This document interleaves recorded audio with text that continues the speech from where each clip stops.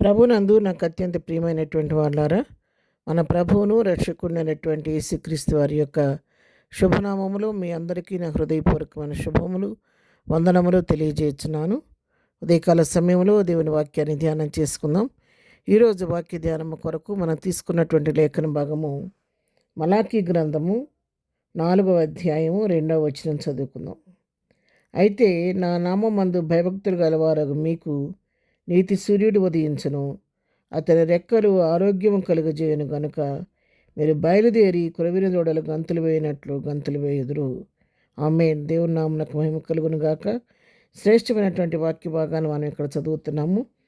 ఎవరైతే దేవుని యందు భయభక్తులు కలిగి ఉంటారో ఆయన యందు భయభక్తులు గల వారికి నీతి సూర్యుడు ఉదయించునని చెప్పి ఇక్కడ వాక్యం సెలవిస్తుంది. నిజంగా లేఖన భాగాన్ని మనం గమనించినట్లయితే ఎవరైతే దేవుని యందు భయభక్తులు కలిగి ఉంటారో వారి పట్ల దేవుడు చూపించే కృప కనికరం ఎంతో ప్రత్యేకమైనగా ఉంటాయి. ప్రత్యేకమైన శ్రద్ధ నిలిపి వారిని కంటికి రెప్పలాగా దేవుడు కాపాడుతూ ఉంటాడు. వారి కుడి ఎడమ తొట్టిల్లకుండా ఆయన వారిని నడిపిస్తూ ఉంటాడు. వారి పాదములకు రాయి తగలకుండా దూతలతో ఎత్తిపడుతూ ఉంటాడు. ఎందుకంటే వారు ఆయన ఆశ్రయించారు కాబట్టి, ఆయన నామందు భయభక్తి నిలిపారు కాబట్టి వారి విషయంలో దేవుడు ఎంతో శ్రద్ధ వహిస్తూ ప్రత్యేకమైన రీతిలో వారిని కాపాడుతూ ఉంటాడు. అంతేకాదు వారికి ఇచ్చే మేలు, ఆశీర్వాదం, దీవెన కూడా ఎంతో ప్రత్యేకరంగా ఉంటాయి. తన యందు భయభక్తులు గల వారి నిమిత్తం ఆయన దాచి ఉంచిన మేలు ఎంతో గొప్పదని దేవుని వాక్యం సెలవిస్తుంది. ఆ మేలు కంటికి కనబడదు, హృదయానికి గోచరం కాదు, చెవికి వినబడదని చెప్పి తెలియజేస్తుంది. మానవ హృదయానికి ప్రభు చేసే మేలు అర్థం కాదు, మానవ జ్ఞానానికి అది అందదు. అవి కంటికి మానవ నేత్రానికి కనపడవు, మన చెవికి వినపడవు. కానీ అగోచరమైన వాటిని దేవుడు నీ కొరకు నా కొరకు సిద్ధపరిచి ఉంచాడు. అంతేకాదు ఇక్కడ వాక్య భాగాన్ని చూస్తే భయభక్తులు గల వారి మీద నీతి సూర్యుడు తానే స్వయంగా ఉదయిస్తానని చెప్పి వాక్యం ప్రకటిస్తుంది. నీతి సూర్యుడు ఎవరో కాదు, మన ప్రభు అయినటువంటి యేసుక్రీస్తు. ఆయన మనపైన ఉదయించినప్పుడు మనం గమనిస్తుంటాం కదా, లోకరీతిగానే సూర్యుడు బాగా ఎండవేడి ఉన్నప్పుడు అక్కడ ఎలాంటి క్రిమికీటకాలకు తాముండదు. ఏదైనా జెమ్స్ ఉన్నా కూడా ఆ వేడికి మనం బట్టలు ఆరేసుకుంటాం. ఆరేసినప్పుడు ఏమవుద్ది, దానిలో ఉంటుంటే తడంతా కూడా ఆరిపోయి చక్కగా మరి ఎంతో నీట్గా బట్టలు ఆరిపోయి కనబడతా ఉంటాయి. అట్లాగే ఎప్పుడైతే నీతి సూర్యుడు అనేవాడు మన మీద ఉదయిస్తాడో అప్పుడు మనలో ఉన్నటువంటి కల్మషము, మస్టు, దోషము, అపరాధాలు అన్నీ కూడా కాల్చివేయబడతాయి.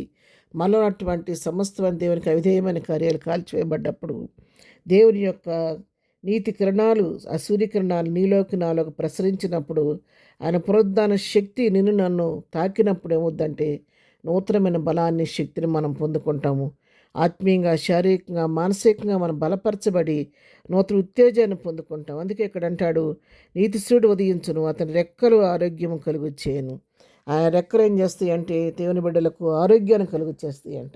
ఉదయకాలం బలహీనతో, అనారోగ్యాలతో కొట్టబడుతున్న నీకు ఒక శుభవార్త. నీతి సూర్యుడు నీ పైన ఉదయిస్తే నీకు ఆరోగ్యం కలుగుద్ది. ఆ నీతి సూర్యుడు నీ మీద ఉదయించాలని కోరుకో, ప్రభు సన్నిధిలో ప్రార్థన చేయి.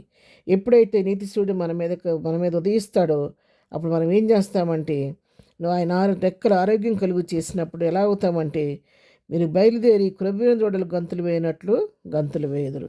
క్రొవ్విన దూడ ఎట్లా చెంగుని గంతులు వేస్తుందో అట్లా నీతి సూర్యుడు అయిన క్రీస్తు మన పైన ఉదయిస్తే ఆయన రెక్కల్లో ఉన్నటువంటి శక్తి మనకు ఆరోగ్యం కలుగు చేస్తే మనం కూడా క్రొవ్విన దూడల వరే గంతులు వేస్తామని చెప్పి దేవుని వాక్యం సెలవిస్తుంది. ఉదయకాలం అనారోగ్యాలతో, బలహీనతలతో కొట్టబడతాను నీకు నాకు ప్రభుత్వస్తున్నటువంటి వాగ్దానం. నీతి సూర్యుడిగా నేను నీ పైన ఉదయించబోతున్నాను. ఆయన నా రెక్కల్లో ఉన్నటువంటి ఆరోగ్యాన్ని నీకు ఇవ్వబోతున్నాను. క్రొవ్విన దూడ వలె నేను గంతులు వేయించబోతున్నానని ప్రభు వాగ్దానం చేస్తుండగా అనారోగ్యాలకు, వ్యాధులకు, బాధలకు భయపడక సమస్త నుంచి శక్తి కలిగిన దేవుని వైపు, స్వస్థపరిచి దేవుని వైపు చూస్తూ విశ్వాసం ఉన్న కర్తవ్యం దాన్ని కొనసాగించబడిన క్రీస్తు యందు విశ్వాసం ఉంచి ముందుకు సాగిపోదాం. ప్రార్థన. ప్రేమ కలిగిన తండ్రి, పరిశుద్ధుడా, నీ పాదములకు వందనాలు. దేవా, నీతి సూర్యుడిగా ప్రభా మా పైన మీరు ఉదయించండి నాయన. మమ్మల్ని ఏలుబడి చేస్తున్న ప్రతి ఒక్క అనారోగ్యం నుంచి, ప్రతి ఒక్క వ్యాధి బాధల నుంచి నాకు ప్రతి వారికి యేసునామమున విడుదల దయచేయండి అయ్యా. నీ స్తోత్రం. మబ్బు విడిపోయినట్టుగా ప్రతి బలహీనత విడిపోవడానికి సహాయం చేయండి. పునరుద్ధాన శక్తితో మమ్మల్ని కమ్ముకోండి నాయన.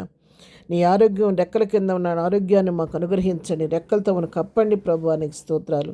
కృపిందోళ్ళ వారి గంతులు వేస్తూ నీ పరిచర్లో బలంగా ముందుకు సాగిపోయి కృప నాకు మాకు దయచేయండి అయ్యా. ఇదను ప్రత్యేకంగా ఉదయకాల వాక్యం వింటూ అనారోగ్యాలతో కొత్తబడుతూ బలహీనతో ఉన్న ప్రతి వారిని ముట్టండి, తాకండి, స్వస్థపరిచి లేవనెత్తి నీ పాత్రలు వాడుకోండి. ఇదనం మేము చేయని పట్ల రాకపోకలు క్షేమం దయచేయండి. దినం బర్త్డే మ్యారేజ్ చేసుకుని బిడ్డలను దీవించి ఆశీర్వదించండి. ప్రతి వారికి కావలసిన నీ పునరుద్ధాన శక్తి దయచేయమని ఏసునామలో ప్రార్థించడి పొందుకొని ఉన్నాము తండ్రి. ఆమెన్.